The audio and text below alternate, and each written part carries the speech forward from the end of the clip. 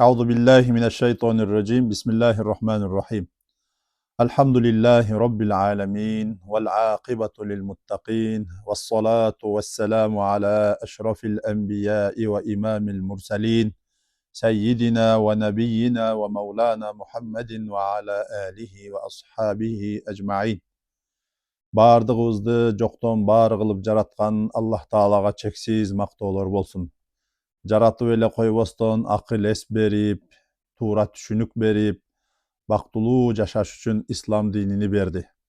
Ошондой эле Аллах Тааланын жалгыздыгыны бизге жеткирип түшүндүрүп, ислам шариятыны бизге үйрөтүп өткөн пайгамбарыбыз, анын үй бүлөсү, сахабалары жана табииндерге, ошондой эле жалпы момун мусулмандарга Аллахтын кечирими, ырайымы, боорукерлиги, берекеси болсун.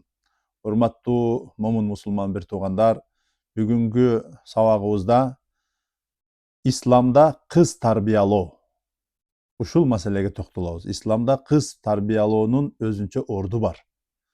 Өзүңүздөр билесиздер, ислам шариаты келгенге чейин жахилия доору деп айтабыз. Жахилия доорунда адамдар бардык тараптан өтө бир караңгы болгон, айрыкча аял затыга болгон мамиле өтө начар болгон.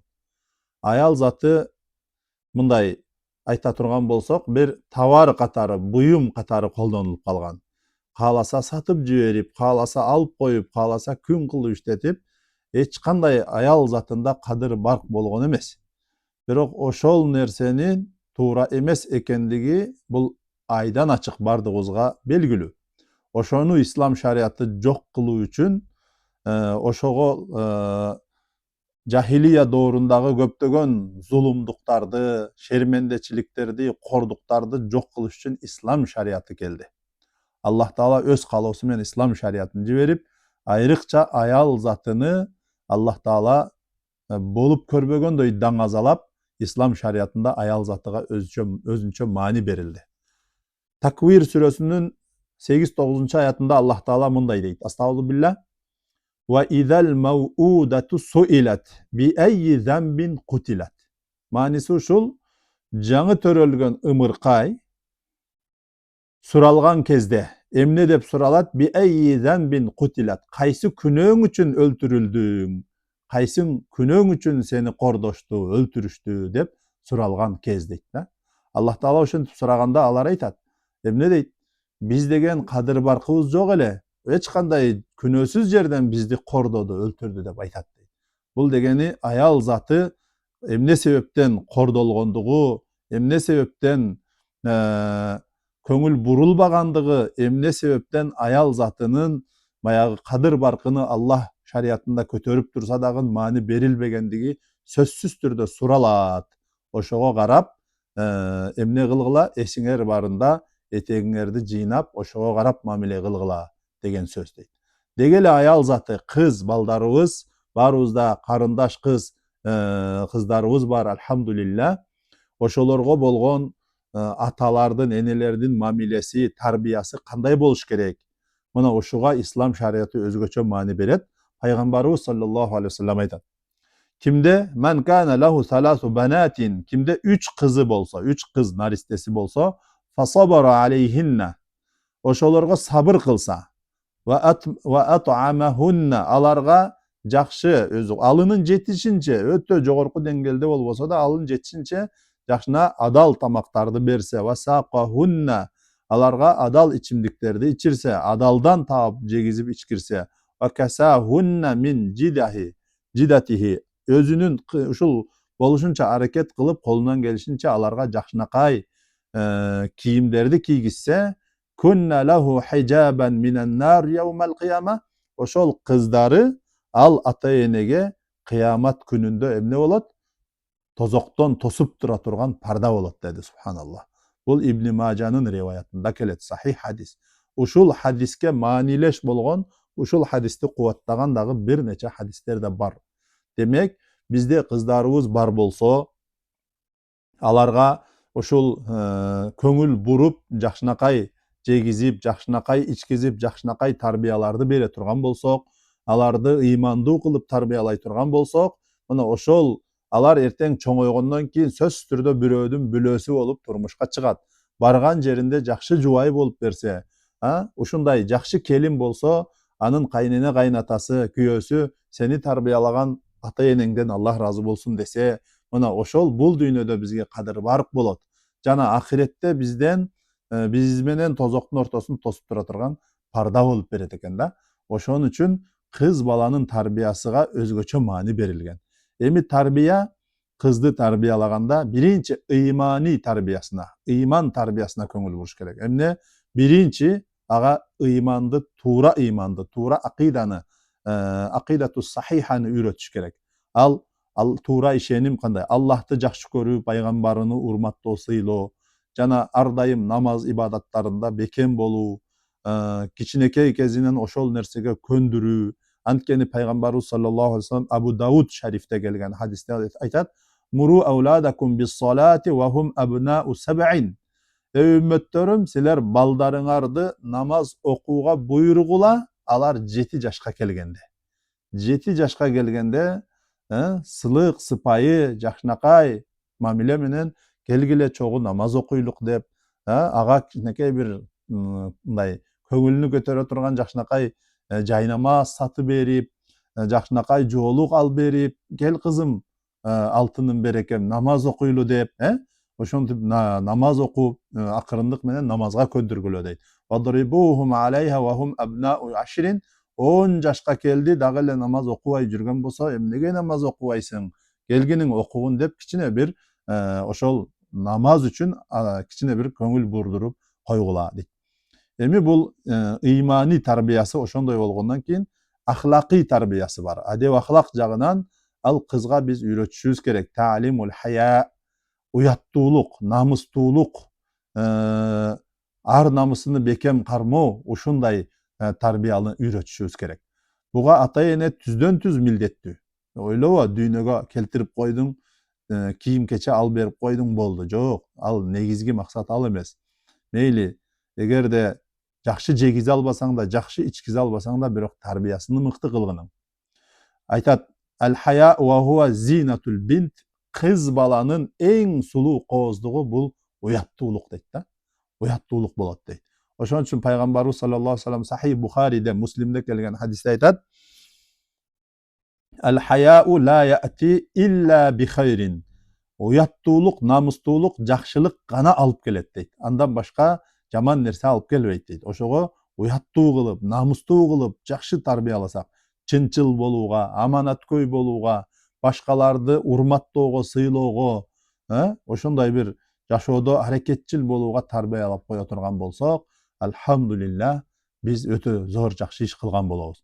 Тарбиятул усравия дейт. Үй бүлөлүк тарбияга, көндүрүш керек. Аларга үй бүлөдө кыз бала өзү кандай?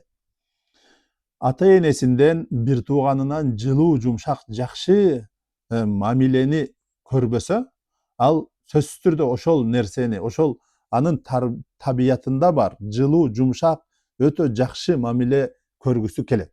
Ал табияты ошондой. Эми ошол нерсени үйдө ата энеден, бир туугандан көрсө, ошонун негизинде ал эр жүрөк болуп, чечкиндүү болуп, жакшынакай болуп чоңойот да.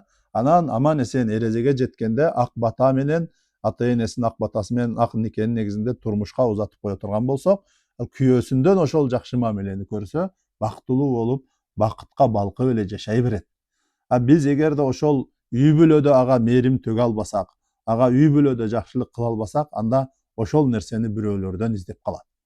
Ошондуктан пайгамбарыбыз саллаллаху алейхи ва саллям айткан: "Хойрукум хойрукум ли ахлихи ва ана хойрукум ли ахли." Силердин, о эркектердин, эң жакшыңар үй бүлөсүнө жакшы мамиле кылгандар. Ва ана хойрукум ли ахли, ал эми мен болсом үй бүлөмө эң жакшы мамиле кылганыңар мен болом деди да. Пайгамбарыбыз жылуу, жумшак мамиле кылат эле. Кыз келиндеринин, баягы жубайларынын орunu колдон жеңилин желден алат эле, эркелетет эле. Ошолордун бир айып кемчилиги болсо, акырындык менен эскертет эле. Анткени акырындык менен эскертсек, ал ошол өзүнү үй бүлөсүндө эң сүйкүмдүү адам экендигини сезет. Анан ал өзүнүн үй бүлөдө эң маанилүү инсан экендигинин özünün kadir barkını sezet, özünün kadir barkını sezip, özünün ordunu sezgen ayal kişi, kız bala, bul kelечекте dagın ötө jakşı üy bile bolup beret da. Oşon üçün üy bölölük tarbiya oşunday boluş gerek. Emi hormattуу жамаат, момун мусулман бир туугандар, ага talim, ilim jagынан da talim tarbiya beriş gerek. Kээ бир üy bülölөр бар, бул туура эмес кылат. Balasını kımbat bağlı akçalardı tölöp, kımbat bağlı okkularga okutat dagın kızga gelgende köngül burbay koyat. Ne dese, çoң oygondo bирөөгө turmuşka чыгып кетет, bul anan bizge paydası тийбей kalat. Жок, sen bilbeysin. Allah Taala bilүүчү zat. Balaң arkılуу saga kadir bark berebi, kızың arkılуу berebi. Balaң arkılуу saga rızkыңды көбөйтөбү, kızың arkılуу. Sen bilbeysin аны. Oşogo kızdуу bolsoň dagın Allah'a razı bolgun, şükür kılgın, balalı bolsoň dagın şükür kılgın, razı bolgunuň. Birok öz mildettiňdi atkaryp tarbiya menen hareket kılgynyň. Karagıl, baldardy, kızdardy tarbiyalooda kança emgek, kança mehnet ketet. Ana oşonu biz ata bolgondan keyin sezip jatabız. Ata enebizdiň kadir barkyny emi bilip jatabız. Emi oşonduktan biz kança kıynalsak da hareket kılıp alыбыздын жетişinçe tarbiyasına ilim jagынан da bilim jagını ilimdүү, savattуу kılıp tarbiyalap koya turgan bolsok, biz oşol kılganыбыз üçün cihattın soobunu ala berебиz. Birok alar erteň çoň oygondo oşol nerse sözsüz türde dünya ahiret paydalı bolup bizge kaytıp gelet. Oşondo şar'i ilimdi, je bolboso kandaydyr bir düýnölük azırkı zamanга jaraşa kandaydyr bir ilim, bilim, misal üçün meditsina jagı bolobu, je başka jagı bolobu üýretүүgө şart düzüp oşogo üýrenip bir hadis bolup çyguuga, jaşoodо öz turmuşunu, öz jaş ordunu taba turgan jakşı bir deňgelge çıgaryp koyuu, bul bizdin mildetimiz jana asıl maksatыбыз oşol boluş gerek. Peygamberimiz sallallahu aleyhi ve sellem aytat. Bunu da ata babalarыбыз ilgerteden mınday dep kelgen. Kızga 40 jerden tıyuu. Je bolboso kızga 40 üýden tıyuu dep aytkan. Bunun manisi hadiske şaykeş kelet, mınday deydi. Al mar'atu avratun. Ayal kişi bul avrat. Namız. Ar namız jana bul bağluu nerse. Fa iza kharajat istashrafaha ash-şeytan. İmam Tirmizi'nin rivayeti Hasan Sahih dengelindeki hadis. Emne kaçan bul ayal kişi ar namız, bul namız üýden çıga turgan bolsa istashrafaha ash-şeytan, şeytan anı başka erkeklerдің közünde koz kılıp körgözöt. Bardygy oşonu karaganga, oşol jönünde oylanuuga, söz kılganga hareket kılıp kalat deydi. İmam Navawi rahmetullahi aleyhi uşul hadisde istashrafaha degen sözünü munday dep kotorat. Emne deyt? Enne şeytana yuhassinuha fi a'yunir rical. Ayal kişi köçöge çıkkanda meyli kız bala bolsun, ayal kişi bolsun ayırması jok. Emne ayal zatı. Köçöge çıkkanda erkeklerдің közünde şeytan anı koz kılıp körgözöt. Baskan turgan her bir kılığı, her biri şunday erkeke, her bir erkeke arkanday kozdukta körünöt. Her kimisi anı karap, jok kebirleri alsı, jok degende közü menen, jok degende ötü koz sonun eken dep oşogo çeyin söz kılışat deydi. Ve yuharrik eş-şahavat nahvaha, ayalga karata şahvatты küçöytüp koyat deydi. Oşon üçün beyçeki çıkbaş gerek bolat. Ova al parkka çıkış gerek, tabiatka çıkış gerek, dosunun üyüne, ayıldaşının üyüne barış gerek. Birok oşol bürödün koştosunda barış gerek. Bürödün koştosunda agasını, inisini çoğu jüberip, emnege kandaydır bir köçöde aşunun başına bir bale kelbesin dep. Kandaydır bürö jarım aga niyeti buzuk tar oşogo bir söz taştabasın, oşogo bir namısına kol salbasın dep bürö koştop jürüş gerek bolat. İbn Hajar Asqalani rahmetullahi aleyhi bayağı hadistegi istashrafaha degen sözdü munday deydi. Ayal kişi bul ötö kadir barktуу namız, erkektin bir tuğanın atasının namısı bul kızı. Birok eger köçöge çıga turgan bolsa ja'alaha ash-şeytan garadan li iqa'il fitneti biha aw biha gayriha. Köçöge çıkkanda ayal kişi arkulu ayal kişinin başına bir fitne, bir zıçu çıkarışı mümkün şeytan. же аял киши аркылуу бирөөдүн башына бир балекет, бир сыноо келип калышы мүмкүн дейт да. Мына жашоодо көрүп эле турбайлыбы? Ошондуктан ооба аял кишиге көз артып, бирөөдүн махрамына, намысына тийген бул акмактык болот. Андай эркектер өзүнүн ылайыктуу жазасын алыш керек. Бирок ошого чейин шариаттын жана ата бабаларыбыздын кармап келген жолунда ата бабаларыбыз эч качан кызга 40 жерден тыюу деген дагы башы ачык, үстү башы эч кандай бир мусулманчылыкка туура келбеген кийимдер менен көчөгө чыгарып жибере турган болсок, анын күнөөсү кайсы бир деңгээлде ата эне дагы болуп калышы мүмкүн. Ошого мына ислам шариятында айтып жеткирүү альхамдулилля бардыгыбыздын милдетибиз, ошого амал кылуу бардыгыбыздын жакшылыгыбыз. Ушул нерсе менен сөзүмдү мен аяктайын бул сабагымды. Куранда Нур сүрөсү деген бар. Аял затынын кийинип жүрүшү жана башка көп маселелер ичинде камтылынган. Ошонун 54 аятында мындай дейт Аллах Таала. Астагфирулlah. Ва ин тути'уху тахтаду. Садакаллахул азим. Маниси, эгер силер пайгамбарга баш ийсеңер, силер туура жолдо болосуңар дейт да. Ушул хадиске маанилеш Абдуллах ибн Мас'уд радыйаллаху анхунун бир сөзү бар. Ал мындай дейт. Ал улуу сахаба Кур'ан-ы Каримге, хадиске сугарылган өтө илими деңиз болгон улуу сахаба мындай дейт. Лау тарактум сунната набийикум ла далалтум. Эй адамдар, силер пайгамбарыңар калтырган ыйык, туура, түз жолдон баш тартсаңар, ошону аткарбай таштап кое турган болсоңор, анда силер эмне болосуңар? Сөзсүз түрдө кыйрайсыңар, адашасыңар деген да. Мунун маанисини ушундай деп түшүндүрүшөт. Пайгамбар саллаллаху алейхи ва саллям жеген ичкенден, отуруп тургандан тартып көчөдө жүрүү, аял затынын кантип жүрүшү, бейчеки көчөдө ар жерде жүрбөшү, бүт нерсени үйрөткөн да, бүт нерсени үйрөткөн.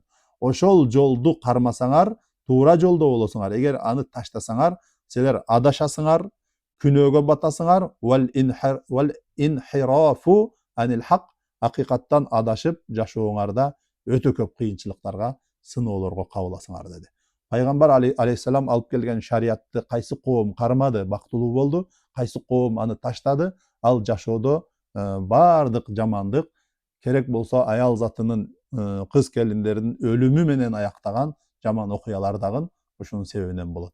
Ошого пайгамбар алейхиссалам алып келген шариятка бекем бололук, жана эже карындаштарыбыз, кыздарыбыз ыймандуу, адеп акылактуу болсун. Ар бирибиз ушул жакшы кыз, жакшы перзент тарбиялаганга Аллах Таалам өзү жардам берген болсун. Ассаламу алейкум ва рахматуллахи ва баракатух.